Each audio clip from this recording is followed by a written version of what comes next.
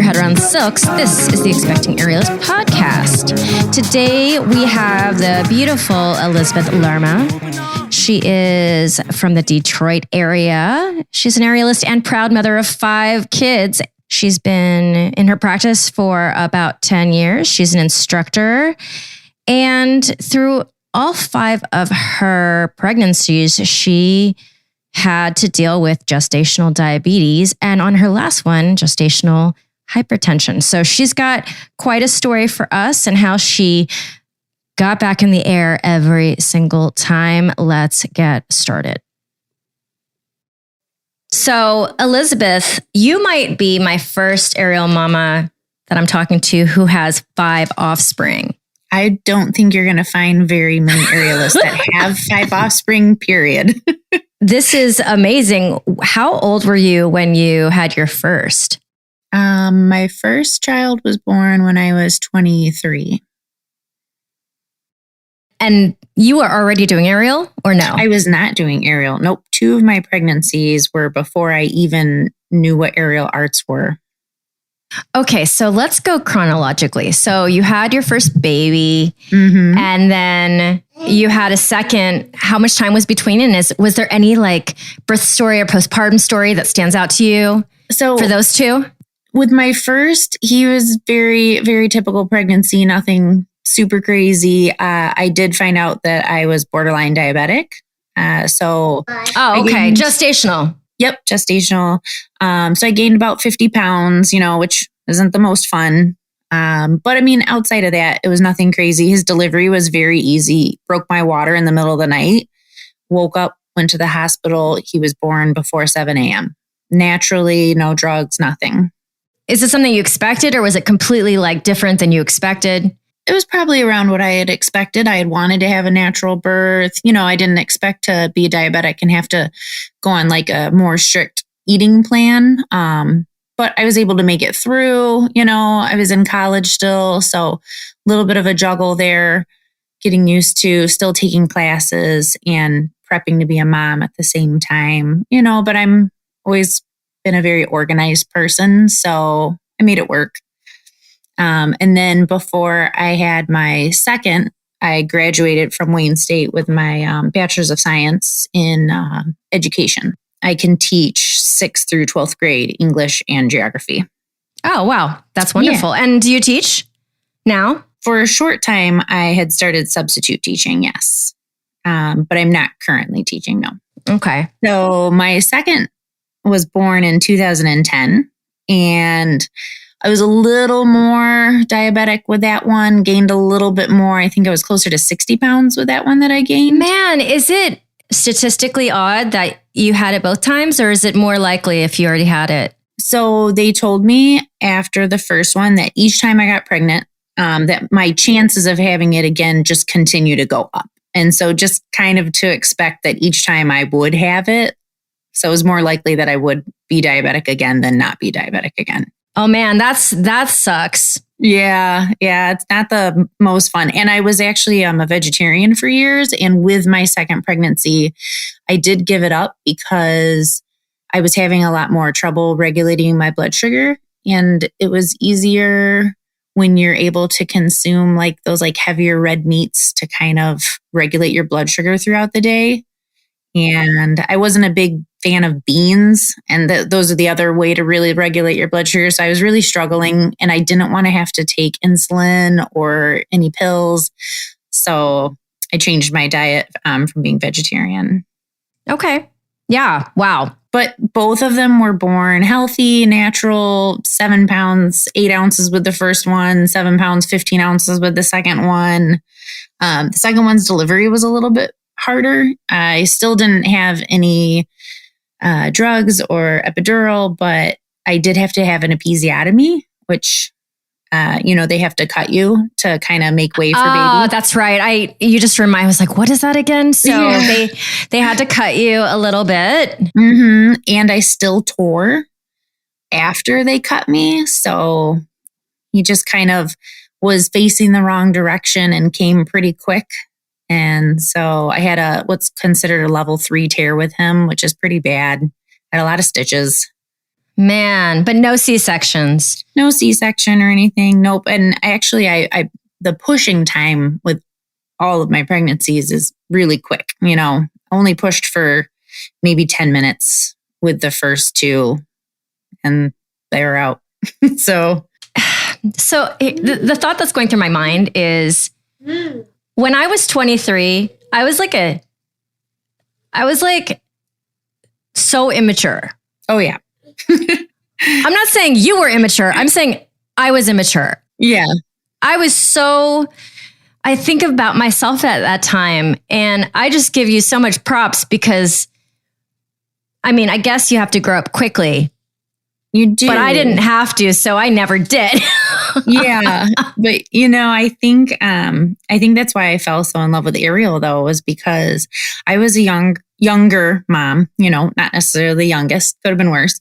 But I was a young mom, and I think I experienced a lot of loneliness. My friends were still doing a lot of the things, that you would normally do in your 20s, going out, dating, staying up late, that kind of stuff. And I was a mom of 2 kids, and I didn't really get to do a lot for myself. I didn't get to go out. So when I discovered Ariel in 2011, by the recommendation of what would go on to be a really good friend of mine, it was my thing that I got to do. It was my time out of the house. It was the time for me, when I got to go out, I got to exercise, I got to be with people my age, and, just not have to be a mom for 1 hour a week. You already had 2 kids by the time you went to your first class. Do you remember what that was like? Oh my gosh, yes. I remember like almost every moment of it. It was amazing. I remember driving home and my hands hurt so bad I could barely grip the steering wheel, and I was like, "This is great. I love it." That's awesome. And were you able to climb the first day? I was able to climb the first day.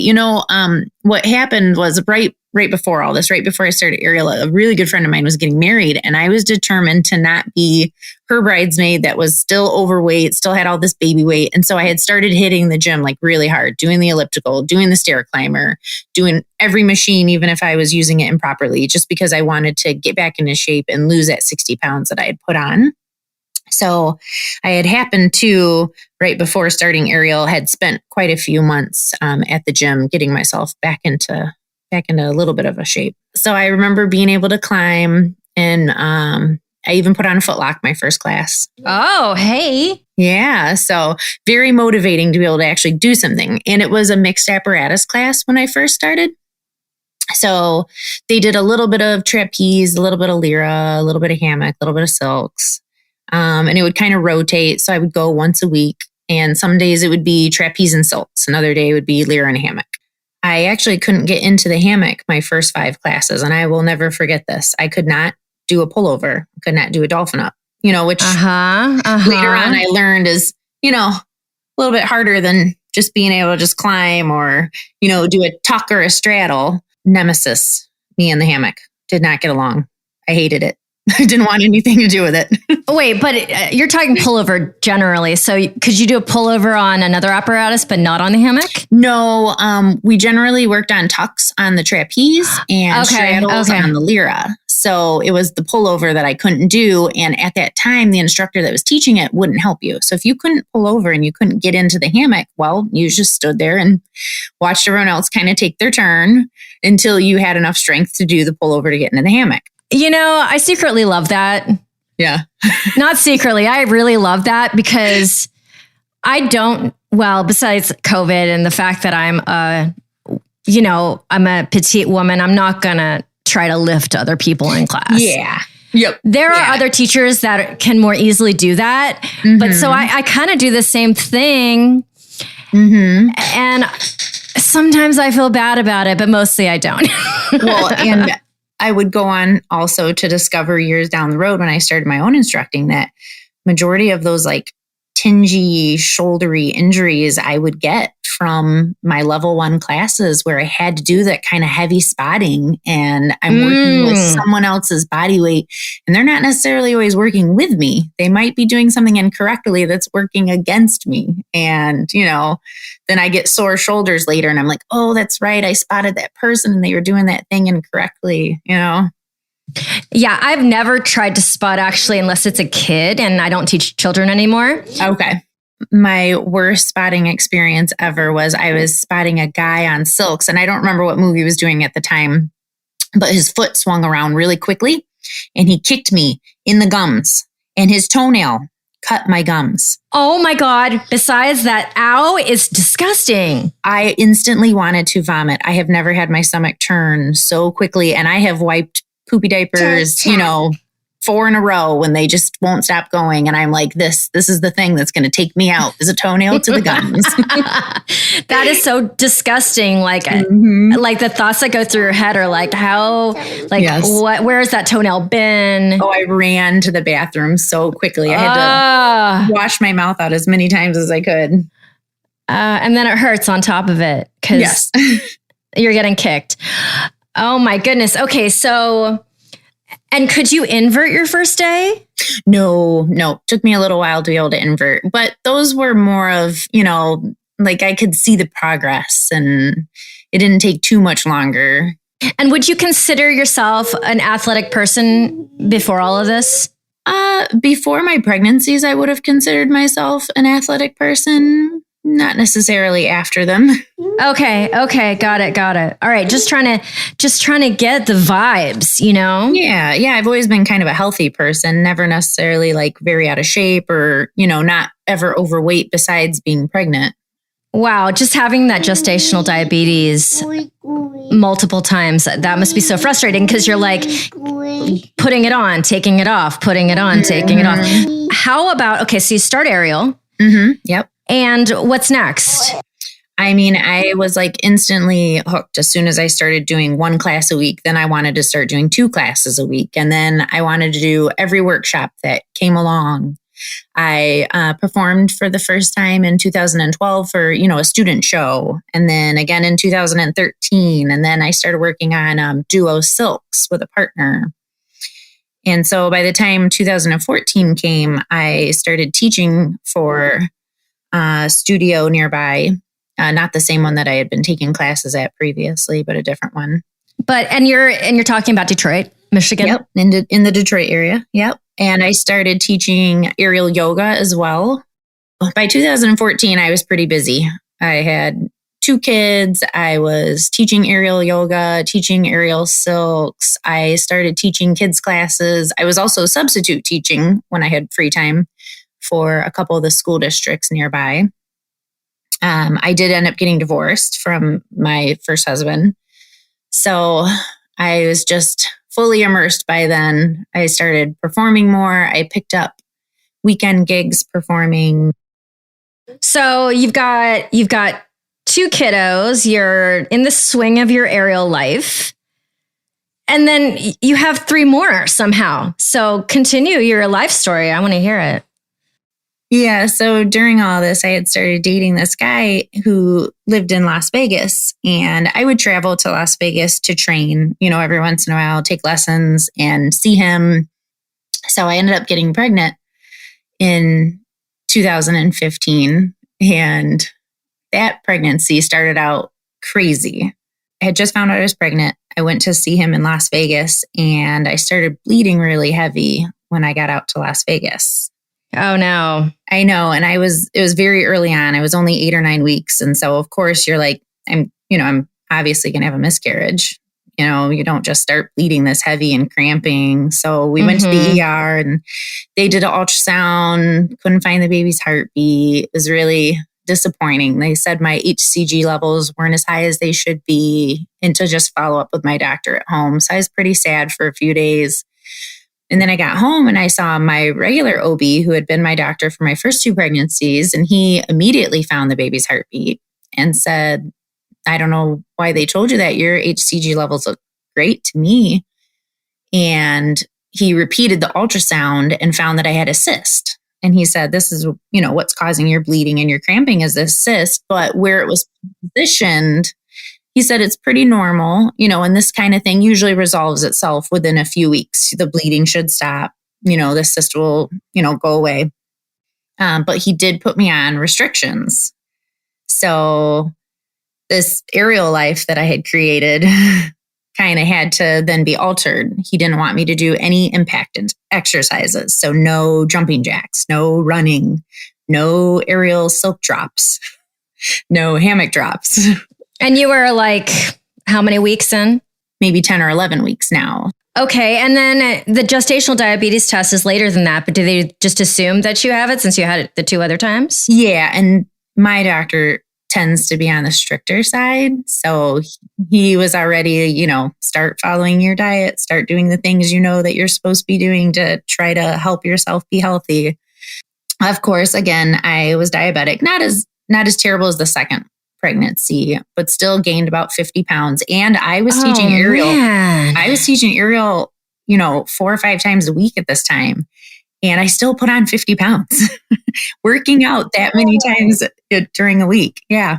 Was it frustrating or were you like, whatever, this is the way it is? I mean, it was definitely frustrating because I thought, I didn't really work out the first 2 times, so I should be a little bit better this time around. No, joke's on you, lady. You're still going to gain 50 pounds. So I did. I taught up until my 3rd trimester. I gave birth to a healthy baby boy in January of 2016. And you have 1 boy and 1 girl already? Nope. I have 3 boys now. All boys. Yeah. Got it. Okay. I'm going to try to give this bean to her papa because she's getting really unruly. I will be right back. It sounds good. Oh my God, Elizabeth. She's like, no. I'm like, oh. So you just have the 1? Yeah. I had her when I was 41. Wait. 41? Oh my goodness. 42? I think she came out when I was 42. Maybe? And I complained about my last one being when I was 37. I mean, I was like really pushing it, but it wasn't because I was waiting on purpose. It's because I went through a divorce at 38. Okay. And then dated ferociously. Yeah. You're like, panicking. Panic dating. Oh my God. It was like a job. It was just, it was too stressful. Of course, in hindsight, I'm like, ugh, if I knew I was going to meet this amazing dude, I would have just chilled out, but that's not how it goes. No. And it's all just a different chapter in your life. Yeah. Yeah. So definitely, I would say dating, furiously dating. Yes. You don't know what the Vegas doctor was thinking. You went back to your doctor. He's like, everything's fine. And you still have to be on your crazy diet. And you're basically gaining 50 pounds and then kind of losing it on each baby. Yes. Yeah. And each time I maybe didn't lose all 50 pounds, but I still got back to like a healthy weight to where I was comfortable with my body and still, able to do my job and feel great. So no complaints. Man, that is a feat for the body to be able to do that over and over. I know. And I got pretty lucky with things like my pelvic floor, and my abdominals and that kind of stuff where after working with so many different women that have had emergency C-sections and not as healthy of pregnancies, I start to realize how very lucky I am that I've had 3 pregnancies that have gone that route where, I gained a bit of weight, but I was able to lose that weight. I was able to get back into shape. I still had pretty good control over different muscle groups in my body. You are in your 2nd trimester of your 3rd pregnancy? So I taught until I was about 28 weeks with that pregnancy. And I was teaching, 3 or 4 times a week or 3 or 4 days a week, multiple classes. And you're doing this by talking on the ground? Nope. I was in the air until my 3rd trimester. So for that one, you were able to be physical? Mm-hmm. Yep. Okay. I was just not supposed to do any impact. So I didn't teach any drops, but I could still teach footlocks. I see. I could teach any poses and sequences, as long as I wasn't, letting go and slamming into the silks again, or, dropping from the top of the lyra to the bottom of the lyra, I was okay. So I had him, the third one, the baby boy, in January. Another healthy baby, 7 pounds, 11 ounces, natural. Nothing too crazy with his delivery. It was another quick one. I think maybe I pushed 3 times and he was out. So after the third one, I really hit the ground running. I got cleared 6 weeks postpartum to go on ahead and start working out. And I did. I started right away, training again, teaching again, getting back into performing, losing the baby weight, getting back into shape. My studio hired a guest instructor to come and stay for the entire month of July. And our 4 lead instructors that we had at the time all took a month-long intensive where we were trained. It was a lady from South America that came up, and she trained us 3 times a week for 4 hours for 3 weeks. Oh my God, that's intense. It was very intense. We did rope and silks, and she kicked my butt. And in the middle of that, I found out I was pregnant with baby 4. Oh my God. So what was the time frame between having the third and having the fourth? It was 3.5 months, 4 months. Somewhere oh my God. Yes. Let me tell you, I cried. So you're breastfeeding and everything, and Yep. I'm breastfeeding. I've barely, gotten back to where I was before, just starting to feel good about myself. I had just done my first performance for a local church nearby. And I'm in the middle of this super intense training program, and I get pregnant again.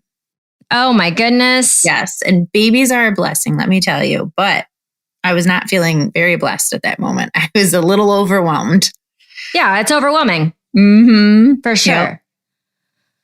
So I got to do all that stuff all over again.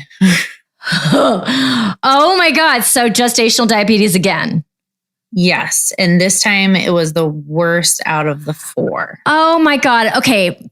First of all, I cannot imagine being pregnant that many times. Mm-hmm. And I know it's spread out over years. I get that part. But yeah. And then that you had to do this thing every time. So are you also pricking your finger and testing your blood sugar all the time? Yes. And this time they did try putting me on medication to help regulate my blood sugar. I ended up not staying on it because what it was doing was it was dropping my blood sugar too low. So I ended up going back off of it and just trying the diet again. And also that wonderful doctor that I had had the first 3 pregnancies decided he was going to very rudely retire. How dare him? Oh, that is so rude. That is so rude. So I had to switch OBGYNs, which I did end up liking the new OBGYN, but he was just unfamiliar and new to me. So it took a little while to get used to him and not have my old, OB that I really loved. He was probably not super young when you first saw him, right? He's just an older doctor. Oh, yeah. No, he was an older doctor. He had been my OBGYN since I was 16 years old. So I was very comfortable with him. I had seen him since I was a teenager before I'd ever, even thought about having kids. So, yeah. So, okay. So you're pregnant with baby number 4. Could you still train during this pregnancy? Actually, I didn't have that bleeding like I did in the third one. So okay. I at least, was able to teach a little bit more of the stuff that I had been working on and didn't really have to limit myself. This new doctor, I explained to him, what Ariel was and, what I did. And I thought we were on the same page. He kind of, asked me to not go too high in the air, but still let me teach my classes the way that I was comfortable with teaching them. I gave birth to a healthy baby girl, finally. Oh my goodness. This is amazing. I was overjoyed. Finally, a little girl in March of 2017. 2017. So yeah. She is 4. Yeah, she just turned 4 in March. And looking back on it, it was very stressful at the time having the pregnancies back to back and trying to do what I did. But after the fact, I don't know if I would have wanted it to be different because I kind of got it over and done with quicker. They are very close. They're number 3 and 4 3 and 4 are best friends. They do everything together. It's unfortunate that they're not in the same grade level because they would really thrive if they were. Wait, I'm confused. I thought you had 5 kids. I haven't gotten to number 5 yet. Oh, you haven't gotten to that part of the story yet. No, I haven't gotten to this part. We're only in 2017, Carrie. Oh my God. Okay. So you gave birth to your daughter and then you're back in class after that? Yeah. Again? So again, I was cleared at 6 weeks. Everything looked good. I had her all natural. Her birth was quick, just like numbers 1 and 3. We're pretty fast. So no complaints there. Her delivery went well. I started teaching again at 8 weeks. Not anything crazy, but just my like beginner students and kids. Yeah. And that kind of stuff. A lot of, like you said, teaching from the floor, having someone else show the stuff that I wasn't able to show, or, giving them a little bit more of independence to try it out without me having to show it every time. Yeah. I call it pushing them out of the nest. Yes, I definitely push them out of the nest. Yeah. Cause after a while, I'm like, y'all are adults. Yes. Yeah. And why do you keep on forgetting things? Yep. I always say, I'm like, you know what? Thank you for my job security. I literally am never going to lose my job because y'all can't remember shit. Yeah, exactly. I have to remind you all the time. I'm like, what is happening? It's a single star. Okay. Yeah. Anyways, continue. Yeah. So, the next few years are pretty, much just a lot of teaching and performing again, and working with a ton of wonderful guest instructors that came to our studio. I was the office manager. I was the director of our kids program at the studio. My kids pretty much lived at the studio at that point. My older 2 took classes. They took aerial classes. They took kung fu classes. We had a little kung fu studio in the front of our space. They took summer camps and they did their homework there. And, he's my husband now, but if my boyfriend at the time couldn't come and, get the kids quick enough, I'm like, sorry, but there's a kid in a car seat that's going to be sitting during the beginning of this lesson. Their dad will be here soon. My older ones would watch my younger ones. The office person would hold a crying baby or give a bottle if I needed them to, or whatever. I was very lucky because, my kids, grew up at an aerial studio, basically. Yeah, that's pretty cool. I have a pretty fun picture somewhere of one of my coworkers working on beats on the trapeze, and she's in the background doing beats, and my baby is wrapped up in the silks on the floor taking a nap in the tail of a fabric. That's awesome. While I'm trying to get in my training. Okay, so there's a pandemic in there somewhere too, right? Yeah. So how did that go? How did that all go for you? And I'm at home with 4 kids. And I've got to homeschool them. Oh, man. I know. Can you imagine? No, I can't. And so you're thinking, okay, this is like 2 weeks. That remember the beginning? We were so naive. Oh, and we're yeah. like, okay, 2 weeks. We can do this. I went to the grocery store, stocked up on some stuff. We're good. We can make it. I've got a 12-year-old, a 9-year-old. Oh, gosh, how old were the younger 2? 4 and 2, I think. Yes, 4 and 2. Okay. Yep. And then the pandemic happened. I did have an outdoor rig, so I was still able to keep up my strength and keep up with my training, do stuff in the backyard. But I was mainly busy with the kids and having them, around full time. And we got chickens. So I saw that in your email. So how many chickens do you have? So we had 15. We have 11 now. And these are like, you're getting eggs out of these chickens, I'm assuming. Oh, yeah. Okay. 10 to 11 eggs per day. Wow, that's great. I know. Yep. And I sell them, of course. I can't eat that many eggs. I mean, you do have a lot of people in your household. Yes. And we do go through a lot, but each week I do sell usually like 2 or 3 dozen eggs. Okay. And Is it like, does it taste like the grocery store? They taste better. And I know everyone is like, how do they taste better? And there's like no way to really explain it until you actually have a actual farm chicken egg and can actually like see the color difference and the consistency difference. And then you're like, oh yeah, this is what an egg should look and taste like. Those other ones are kind of fake. Oh my God. I always search at Trader Joe's for like the dark yolk egg. Is that kind of the deal? Yeah, they have like a better like viscosity, that like nice bounce and like thickness to like the whites and everything. So do you have like a wait list for your chicken eggs every week? Because I would get on that wait list if I lived in Detroit. It's not like an intensive wait list, but I do have people that are like my regulars. And then I have people that like, okay, I can sneak you in this week and get you a carton of eggs, but I can't do it next week.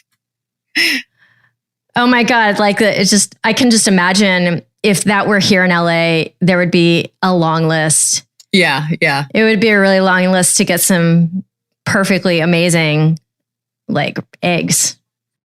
I learned something new on this podcast every day. Okay. So there's still another pregnancy, right? Yes. We haven't gotten there yet. Okay. I'm on the edge of my seat. I'm like, when is this 5th pregnancy? So we're stuck at home with the kids and we're homeschooling and we're raising chickens and we got this huge garden now. Oh my gosh, my garden is 10 times bigger than it's ever been. You know, we're growing everything. We just decided, that we wanted to try one more time. And I'm getting older and 36 at this point. And I'm like, you know what? Let's try one more time. And if I get pregnant by my birthday in November, then. All right. Yep. So I got pregnant the week of my birthday. Wow. So this is like what, like 6-7 months into a pandemic? Yep. The ripe age of 37. And let me tell you, that pregnancy hit me like a Mack truck. I've had this gestational diabetes for my first 4 pregnancies. Know that I'm going to gain weight. This time around, what I did not expect was to get high blood pressure. Oh. So I get what's known as gestational hypertension. Oh, okay. Which in the long and short means that everything I do makes me feel winded, makes me feel tired, more run down than before. Everything was harder. I gained way more weight this time around. I went in on a Wednesday because I was having contractions. Every 4 minutes, I was dilated to a 4, and they sent me home. And I cried because I was so ready not to be pregnant. I was so ready. I was so done. I was so tired. I have this high blood pressure. Everything I eat makes me sick. Everything I eat makes me gain weight. I gained 20 pounds in the last 3 weeks of my pregnancy. Wow. Yeah.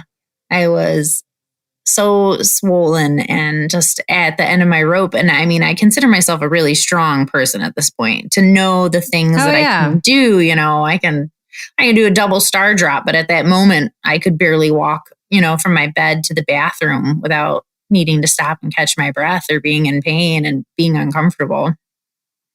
Plus taking care of 4 other kids. Yeah. Okay. I was supposed to wait until Monday to go back to see my doctor. And on Saturday, I just broke down in tears. I was like, I can't do this. I'm going back to the hospital. I was dizzy. I was nauseous. I couldn't eat anything. And I just was like, we have to go back. Is it universal that you have to be at 5 centimeters to be? I thought it was 4, but apparently I was wrong. It must now be 5. Maybe it was 4 when my first was born.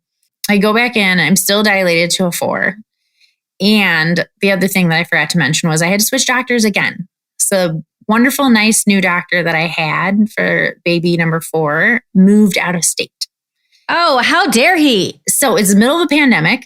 I have to find a new doctor. I'm got hypertension and diabetes and the whole 9 yards. And so I go back in and they call my doctor and he says, well, I'm not available, but if you are feeling that terrible, I will go ahead and give them permission to break your water. And, you can stay and be admitted. And I'm like, yes, that one. That's the option I want. I'm staying. Do not want to leave. Please break my water. Please make this baby get out.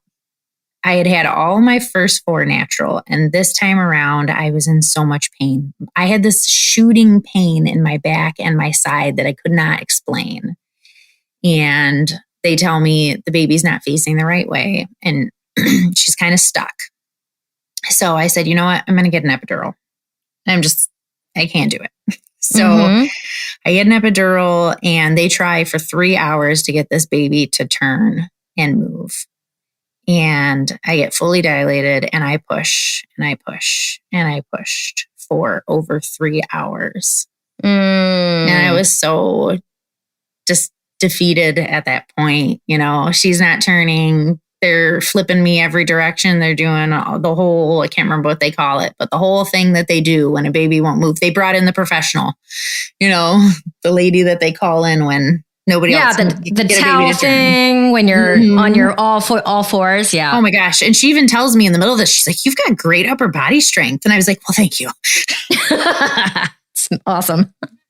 But the doctor goes on call and he starts talking to me about an emergency C-section. He's like, I'm giving you like 30 more minutes. And if this baby is not out, then we are calling it and we are doing a C-section. And, at that moment, I'm like, that's it. I'm done. My aerial career is finished. I'm not going to try to retrain and get back to where I was if I have a C-section. It's going to be so much more work. It's like having major abdominal surgery. And I know women have done it. I've worked with those women. I've helped them regain their strength and reconnect with their ab muscles and everything. But I'm not going to do it. And so my husband said, I think the epidural is not really helping you, because I was having a trouble like kind of feeling what should have been going on. He's like, can we like turn the epidural off? And I'm like, I'm fine with it. Let's turn off the epidural and see if it helps. So they go ahead and turn it off. And this is like our last ditch effort. And I don't know if it was turning off the epidural or if it was just that she just decided to start turning at that moment. But I start pushing and she starts moving this time. I pushed for maybe 5 more minutes and she was out and I cried so hard. Oh, because I was just minutes away from just deciding I'm going to have this emergency C-section to having this baby, laying on my chest. And she ended up being 9 pounds, 3 ounces. And the doctor reviewed my chart and he was like, oh my gosh, I can't believe that they sent you home on Wednesday. He was like, you are hypertension and you have diabetes. And they had seen when I had gone in for my 36-week ultrasound how big she was. He was like, I can't believe that they sent you home on Wednesday and they didn't induce you then to have her knowing that she was most likely going to be this big. And how old is she now? So she's 8 weeks old. Oh my God. Wait. Yeah. This was just August 8th that I had her. Oh my God. How am I even on this phone call with you? You're like in the depth of like not sleeping or something. I know, but I kind of just got used to it at some point that I don't really sleep that much. So it's okay. And also, oh my God. I have a super amazing partner, super amazing husband who, I've left that out during all of this that, they lived at the studio, but the other half of the time he was taking care of kids without me. He was watching 4 kids when I was at work or performing or standing on the sidelines with the kids while I was doing some amazing event performing. Oh, this is amazing. Yeah. So he's really, really good with kids. Really good. So he's in the living room somewhere rocking her, giving her a bottle. So she's 8 weeks. Are you breastfeeding her? Yes. Yep. Mm-hmm. Okay. And so obviously you're not doing aerial right now, but you plan to. Yep. So I just went back to training this week. I had gone back at 6 weeks with all my other ones, but because I pushed for so long with this delivery, I had a lot more pelvic floor damage than I had ever experienced before. A lot more pain. Everything kind of feels like it got pulled a little bit more. Mm-hmm. So I waited a little bit longer. I waited till 8 weeks to go back this time, just to kind of give myself that extra couple weeks, even though the doctor did clear me at 6 weeks and said that I could go back to training if I wanted. I waited a little bit longer. So, you know what? Somewhere in your story, you were saying that you felt that at this age, you feel your age, right? And I'm sitting here and I have such a different path because I had one kid and I had her, you know, I'm however many years older than you, maybe 6 or 7 years older than you. Basically, you feel your age. I think it's because you have 4 kids. mm-hmm. I think it's impossible to feel any other way when you're raising kids throughout your entire 20s, 30s. Yeah. Yeah. Right? Absolutely. Yeah. And I did at some point realize like what path in the aerial world I was taking by having so many kids and going back over and over again. You know, there's things that I know that I see other people train and do that there's no way I can get back to that level. And it's not that I can't do it. It's that I physically can't do it. You know, I have worked with so many amazing people and there's just stuff that my body is just not going to let me do anymore. And, you know, like for an example is flares. Flares are outside of my realm of ability. I can't control those muscle groups, but I can still, you know, do inverts and drops and all of that, kind of learn where your strengths and weaknesses are and kind of what that cap is now. Just going back to the moment where you were so exhausted, and mind you, I know you were so exhausted, you were so over it, and you're like, if I have a C-section, I'm not going to go back to aerial. Do you think that was just your exhaustion, or do you feel like you would have you would have stuck to that afterwards if you had this C-section? I don't know. I feel like was it just so daunting, the idea of it? Yeah, it was very daunting only because I've worked with, you know, students and professional aerialists. I worked with an amazing aerialist, amazing. She's one of the best contortion people I've ever worked with. She was a gymnast for like 18 years or something crazy, you know, like training when she was like 2 years old to be a gymnast. And she had an emergency C-section and, you know, it's limiting there's things that she couldn't do. And then there's all these amazing things that she could do. And then there's this, you know, C-section that had damaged her abdominal muscles. And I just, you know, seeing people's struggles before me, I was like, I don't know that I would want to do that. It is very daunting to think, would I want to do that? Would I want to have to go back through that training? And just the time to wait to go back would be a lot longer too. I wouldn't be able to just jump back in it like I did this time at 8 weeks postpartum. Yeah, but the difference is actually only about a month and a half, right? Because I went back after 3 months. And so the thing that's going through my mind is what I find more daunting is losing 50 pounds every single time you had a baby. That to me sounds way more daunting than going back to aerial after a C-section, because that's what I'm doing now. And it doesn't seem so traumatizing, but I guess that's why I'm asking. Yeah. I guess for me, the weight loss thing didn't seem as bad because I had done it previously. So I knew I was capable of doing it. And it's kind of like that when you have the first one naturally, being able to go into the second one and go, well, I'm not going to need an epidural because I did it the first time. I know I can do it again, you know? So it's the same idea as like, I gained all that weight. I know I can get rid of all that weight. So you sound like a super tough chick. I have a feeling that had that C-section happened, you would have like slept on it for like 2 days afterwards. And then you would have gone back to aerial in 3 months. I'm like, you don't sound like the type of person. You're just really exhausted. But you know what? We'll never know. You didn't have to have it, which is great.